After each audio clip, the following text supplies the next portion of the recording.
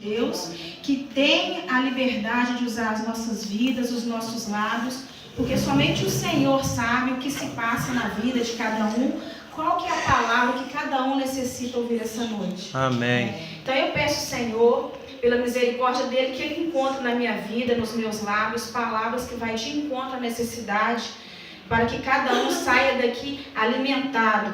Já começou a alimentação através do louvor, a alma já está aquietada para poder agora ouvir mais do Senhor. Eu gostaria de compartilhar com os amados acerca de comportamentos repetitivos. É uma palavra para crente, né? É uma palavra para aqueles que já conhecem o Senhor Jesus Cristo, mas que ainda assim, dentro da igreja, vive algum tipo de conflito, algum tipo de comportamento repetitivo que tem gerado na caminhada uma deficiência, até mesmo um desânimo acerca do Evangelho, acerca da plenitude do Senhor nas nossas vidas. A palavra que eu vou compartilhar com vocês começa a partir de mim, né? Eu estava lendo e estudando acerca dela nesta tarde, e o Senhor falou poderosamente comigo, porque são situações, inclusive, que eu vejo tão claramente na minha vida, e creio que se o Senhor trouxe, vai também alimentar alguns de vocês, se não todos. Ora a Deus que essa palavra encontre um terreno fértil no coração de vocês, para que essa semente possa frutificar. Amém? Amém. Nosso Senhor Jesus, quando ele estava ali naquela cruz, as pessoas que estavam ali vendo o crucificado, o diabo que estava ali vendo o crucificado, quem teve a oportunidade de assistir o filme Paixão de Cristo, dirigido por Mel Gibson, na minha opinião, um dos melhores filmes feito acerca da vida de Jesus Cristo. Na verdade, o filme ele passa-se somente a paixão, ele não mostra a vida infantil de Jesus, mostra somente o período ali do ápice da história. Mas ali a gente pode ver muito claramente que o inferno e as pessoas que estavam ali viam e assistiam uma derrota. Elas viram ali Cristo morto. Inclusive, alguns disseram, se ele é Deus, por que ele não salva a ti mesmo? Mas o Senhor que é dono da história, o Senhor que estava vendo não só aquele momento, mas ele sabia para frente, ele sabia que aquilo ali, naquele momento, milhares e milhares de pessoas de todo o planeta iam ser salvas. As pessoas e o inferno estavam vendo morte, as pessoas e o inferno estavam vendo derrota, mas o Senhor estava vendo à frente. Ele estava vendo que aquilo ali, que diante de todos estava parecendo uma derrota, mas através daquela morte ali, todos nós que entregarmos a vida a Ele seríamos salvos. Se não fosse aquele momento ali, nem eu nem você poderíamos estar aqui. Porque na verdade o homem, para ir para o inferno, ele só precisa de nascer, ele não precisa de fazer nada. E outrora, quando estávamos no mundo, achávamos que sermos bonzinhos e ajudar as pessoas, ter uma vida correta, pagar os nossos impostos, era o suficiente para que nós possamos ver uma vida tranquila e uma vida pós-morte, se é que existe uma vida pós-morte. Eu não fiz mal a ninguém, eu vou para o céu. Não é isso que muita gente fala isso? Eu sou filho. No Brasil fala assim, eu também sou filho de Deus. E na verdade, todos nós, antes de entregarmos a nossa vida a Cristo, nós somos criaturas de Deus. Nós somos filhos de Deus a partir do momento que nós entregamos e reconhecemos esse sacrifício que o Senhor Jesus Cristo fez. Amém. Só que o Senhor Jesus, Ele tem muito mais para as nossas vidas. Ele tem muito mais para a minha vida, para a sua vida. Será mesmo que o Senhor, Ele morreu na cruz? Ele nos salvou?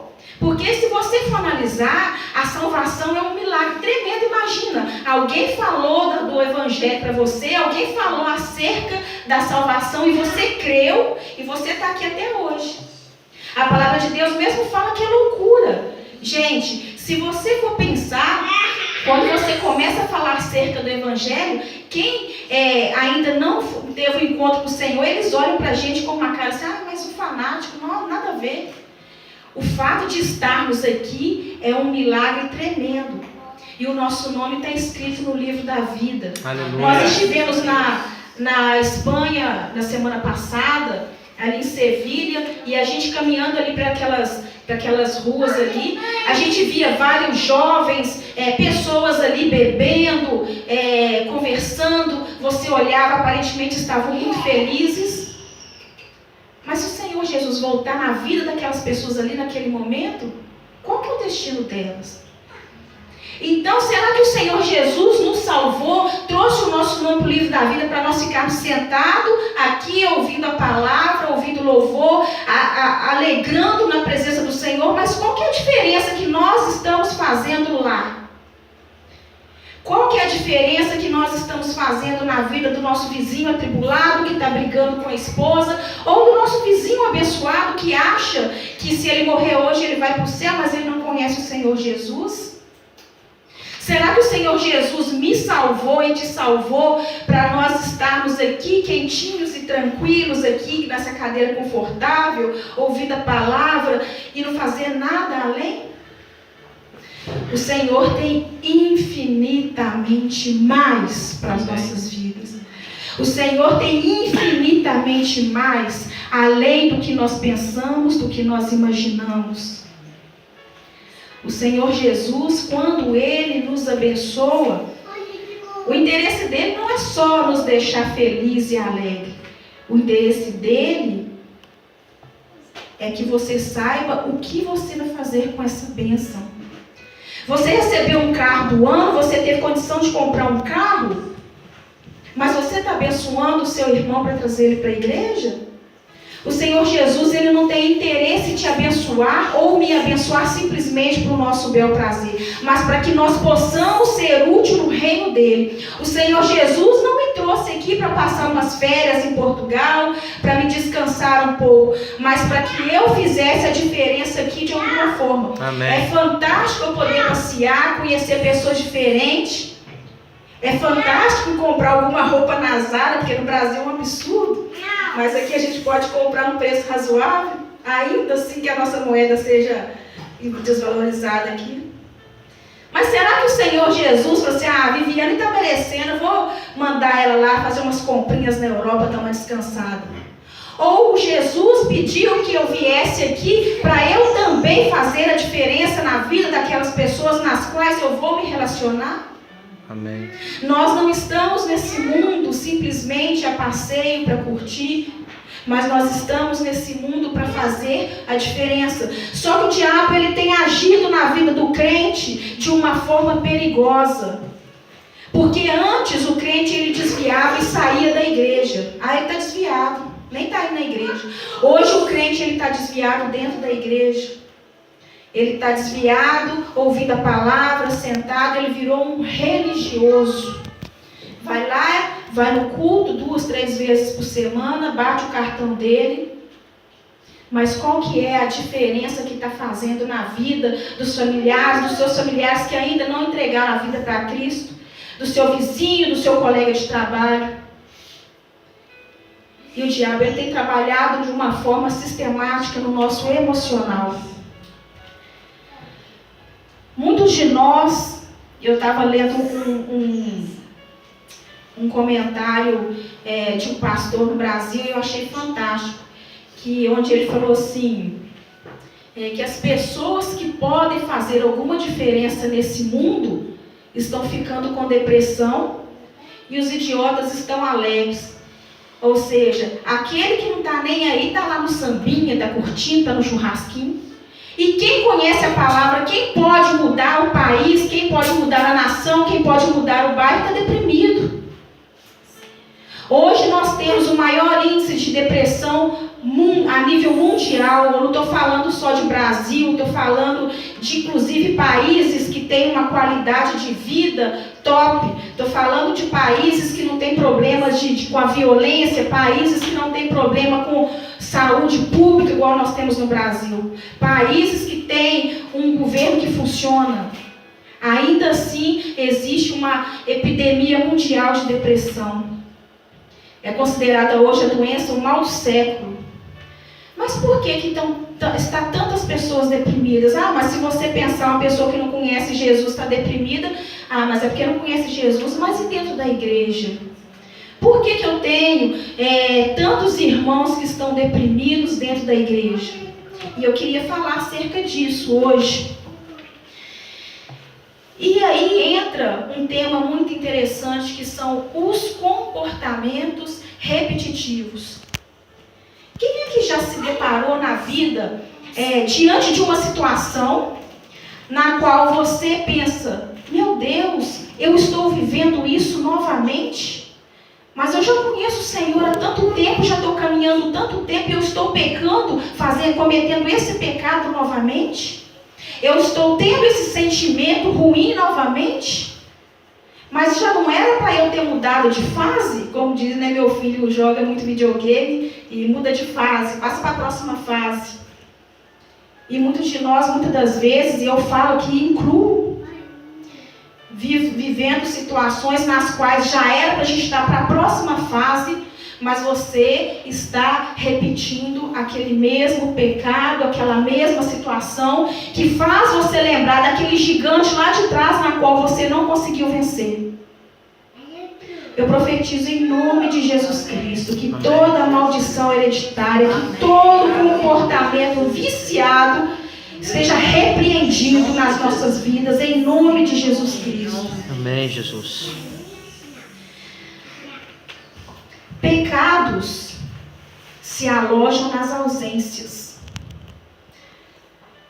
Quando eu falo vícios, eu não estou falando vícios de drogas, de álcool, também, mas principalmente comportamentos viciados. Comportamentos que a gente repetidamente, você sabe que são maléficos, mas quando vê, já fez. Esse tipo de problema, esse tipo de situação mina a nossa vida com Deus. O nosso passado, ele quer nos colocar uma etiqueta. Ah, mas isso sempre acontece com você, você nunca vai ser feliz no amor, toda vez que você começa um relacionamento, termina nisso mesmo. Ah, mas essa doença, todo mundo na sua família morre com essa doença. Ah, mas todo mundo na sua família passa por um processo de divórcio, você é só mais um. Quando eu falo de comportamentos repetitivos, eu falo principalmente desses. E esses comportamentos repetitivos, muitas das vezes, o diabo traz na nossa mente que as vitórias que nós tivemos até aqui foram vitórias superficiais. Afinal de contas, isso está acontecendo de novo na minha vida. Mas onde está Deus? Por que eu estou passando por isso novamente? Eu convido vocês a abrir a Bíblia de vocês no livro de Efésios, capítulo 5, versículo 15. Aliás, pode, mas eu vou ler aqui. Aí vocês podem só acompanhar.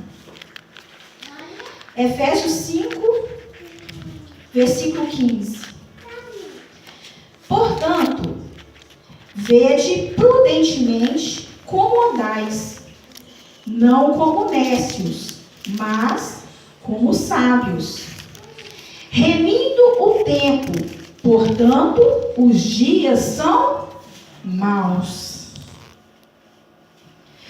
Quando o Senhor Jesus ele estava ali naquele barco com os discípulos, o Senhor Jesus estava dormindo e os discípulos estavam ali navegando, estava à noite, de repente veio uma tempestade. Eles estavam passando ali exatamente num vale, havia montanha de um lado, montanha do outro, e começou uma tempestade. E aí aquela tempestade, a água caía da montanha, agitava mais aí onde eles estavam e balançava o barco, e eles ficaram apavorados. Como assim? Eram pescadores, certamente alguns, se não todos, já viveram situações de tempestade. Poxa, mas Jesus estava no barco, então não deveria estar passando por isso. E eles desesperaram. E as ondas vinham e eles começaram a apavorar, pensando que ia morrer, até que Jesus acordou, eles acordaram Jesus, e o Senhor acalmou. O que eu quero dizer com isso? Nós estamos aqui dentro da igreja, o Senhor Jesus, Deus Pai, Deus Filho, Deus Espírito Santo está conosco, está na nossa casa, porque Ele fala: onde colocarmos a planta dos nossos pés, abençoado será. Amém. Mas ainda assim, com o Senhor no barco, a gente ainda passa por tempestades. Ou é só eu aqui? Amém. Passou. E eu quero deixar para vocês nessa noite uma frase que mudou a minha vida. Há um tesouro na dor. Muitas das nossas experiências, das nossas ideias, elas são afloradas exatamente num grande momento de tribulação. As nossas experiências com Deus mais consistentes elas acontecem no momento de tribulação. Em 2008 eu conheci o dia mau que todos vão passar. Se você não passou ainda, sinto te informar que ele vai chegar. Não só a mensageira da morte, nem da notícia ruim, mas a palavra de Deus, ela é viva e ela fala verdades. E eu gosto de dizer verdades. E o Senhor Jesus, Ele não falou de um evangelho oba-oba. Ele, no momento nenhum, Ele falou que você só vai ter... igual tem um louvor que fala: agora é só vitória, agora é só vitória. Ele não falou isso. Ele, muito pelo contrário, Ele disse: no mundo tereis aflições. O Senhor Jesus, no momento nenhum, colocou panos quentes. Ele disse. Mas Ele também disse que nós seremos vitoriosos, porque Ele foi. E eu, em 2008, eu vivi um dia mau na minha vida. Não vou me alongar pelo tempo, mas eu perdi uma filha que foi muito desejada, muitos anos de oração, e perdi. E naquele momento, eu orei para que ela ressuscitasse e criei nisso até no momento em que houve um enterro. Eu criei que Deus poderia ressuscitar ali, mas Ele não ressuscitou. E eu tive duas oportunidades. Eu cheguei num caminho onde eu tinha duas escolhas. Eu me revoltaria com Deus: mas eu sou crente, como que isso aconteceu comigo? Ou eu buscaria entender o propósito de Deus. Há um tesouro na dor. Quando Jó disse, depois de ter perdido tudo aquilo, e ele disse: antes eu conhecia de ouvir falar, mas eu conheço face a face. Jó disse isso depois de ter perdido tudo. E eu já conheci o Senhor há muitos anos, até isso acontecer, mas o momento em que eu senti mais sustentada por Ele foi nos dias que eu cheguei da maternidade com meu peito vazando leite e eu não tinha criança para amamentar. Quem falou que o crente não passaria dor, enganou. O Senhor Jesus, Ele não prometeu em momento nenhum que você passaria por essa terra como um turista bem feliz, muito pelo contrário. Mas Ele prometeu que Ele estaria conosco, e você vai se sentir cuidado, e você vai se sentir amparado exatamente no momento onde você não tiver mais força, porque o Senhor Jesus, Ele te ensina a voar quando te falta o chão. Amém. E essa experiência que nós temos com Deus, ela é fundamental para a nossa maturidade espiritual, para que nós deixamos de tomar o leitinho e nós começamos a comer um alimento sólido, porque o Senhor Jesus, Ele usa a sua dor para te curar e fazer você ser diferença na vida do outro que está passando a mesma dor. Aleluia. Você só tem autoridade para falar sobre algo se você viveu. Hoje, no Brasil, eu aconselho amigas que passaram por situações nas quais eu passei e sofri muito, mas eu tenho autoridade para falar: calma, vai passar. Porque eu sei que você está chorando hoje, eu sei o que é isso, mas vai passar. Passou para mim, vai passar para você também. O Senhor Jesus, Ele não provoca dor, Ele não é culpado, Ele não é responsável pelos dissabores que nós temos na nossa vida. O diabo, ele veio para matar, roubar e destruir, mas o Senhor Jesus, Ele consegue fazer novas todas as coisas, inclusive aqueles momentos de vale que você passou na sua vida. Inclusive naqueles momentos que o diabo te deu uma rasteira, o Senhor Jesus te levanta, sacode a poeira e te ensina, bola para frente, sacode, estufa o peito e vamos caminhar. E o crente é igual clara de ovo, quanto mais bate, mais ele cresce. A realidade é essa. Versículo 17. Pelo que não sejais insensatos, mas entendei qual é a vontade do Senhor. Está passando no vale, irmão? Procura saber de Deus qual que é o propósito. Quando o Senhor Jesus ele estava ali na cruz, qual que era o propósito? O propósito dele era a salvação da humanidade. Tudo que o Senhor Jesus permite nas nossas vidas há um propósito. Mas sabe qual que é a estratégia nossa para sair do deserto? Procura entender qual que é o propósito rápido e procura aprender rápido. O povo ficou 40 anos no deserto, rodando em círculos. Vocês sabiam que ali, naquela situação, tinha um caminho bem mais rápido na qual eles poderiam chegar na terra prometida? Mas o Senhor ficou rodando com eles 40 anos. Por quê? Porque eles demoraram a aprender. E na verdade a grande maioria não aprendeu. Quanto mais tempo você está no deserto, porque você está com mais dificuldade de entender qual que é o propósito do Senhor. Então, está ruim. Levante-se, comece a orar e fala: Senhor, qual que é o propósito do Senhor? O que o Senhor deseja que eu aprenda com isso? Não existe nada nas nossas vidas que acontece por acaso. Quando a minha filha morreu, eu fechei os olhos ali no hospital e o Senhor falou comigo muito claramente: todas as coisas cooperam para o bem daqueles que amam a Deus. E todas as coisas, não está só as coisas boas.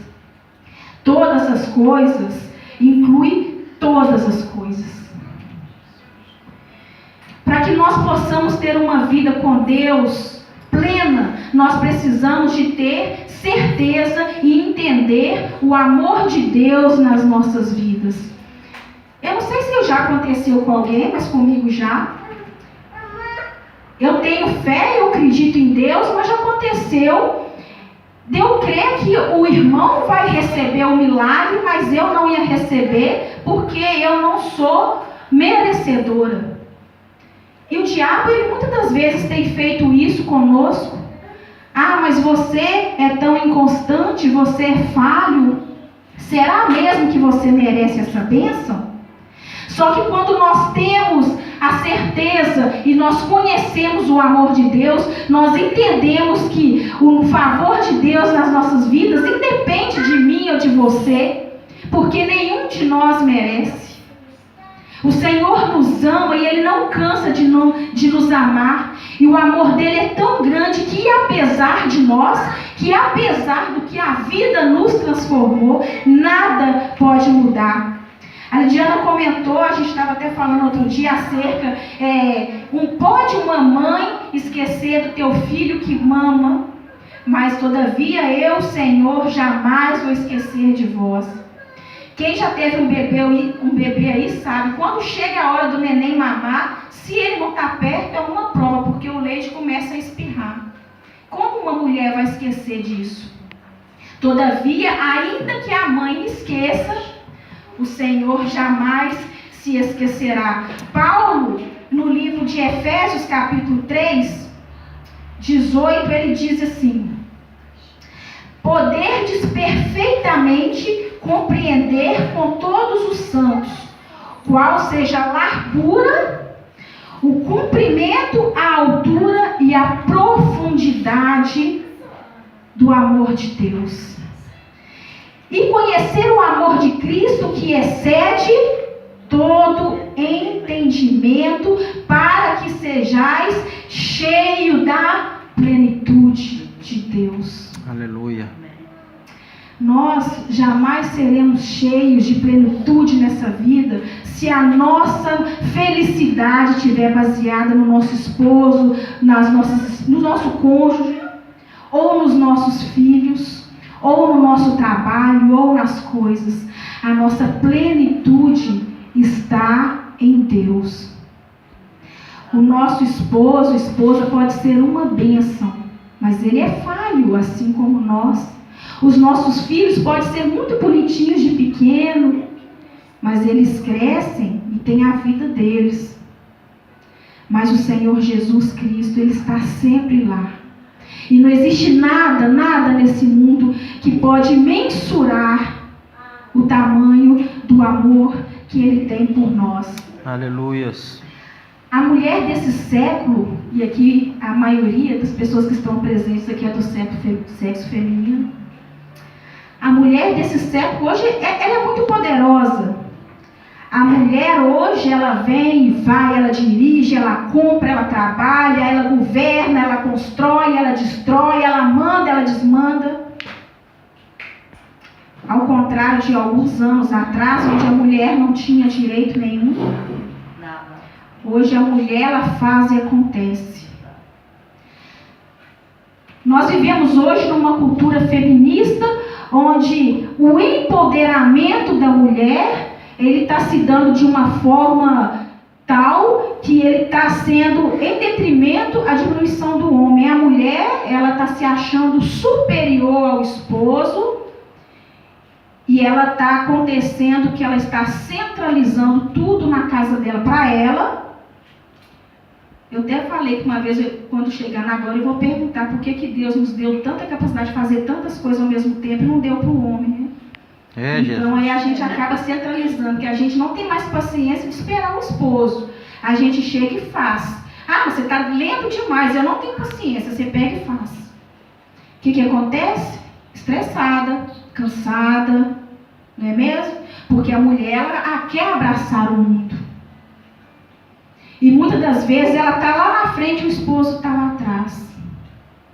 E hoje essa cultura do feminismo prega que a mulher, ela tem que realmente ser independente. Gente, eu trabalho, eu não dependo do meu esposo, mas eu não estou falando aqui dessa independência onde a mulher se acha melhor do que o esposo. A mulher é uma auxiliadora, e a partir do momento em que ela pega para si tudo que é dela e do homem, ela está trazendo uma maldição para a vida dela. Porque ela vai ficar cansada, ela vai ficar estressada e um abismo vai puxando outro abismo. Ela começa a murmurar, ela começa a descontar na comida, começa a comer, chega em casa cansada do serviço, vai comer uma panela de brigadeiro. Ou se não, começa a murmurar e traz para a sua casa um ar amargo. Porque se ela quer tanto que o esposo dela seja igual a ela, e ela não consegue esperar, e aí ela se torna frustrada. Gente, eu estou falando o que eu vivo também. O meu esposo outro dia falou assim comigo: eu tentei te acompanhar, mas eu não consigo. E aí o Senhor Jesus começou a ministrar isso no meu coração. O seu tempo não é o mesmo tempo do outro.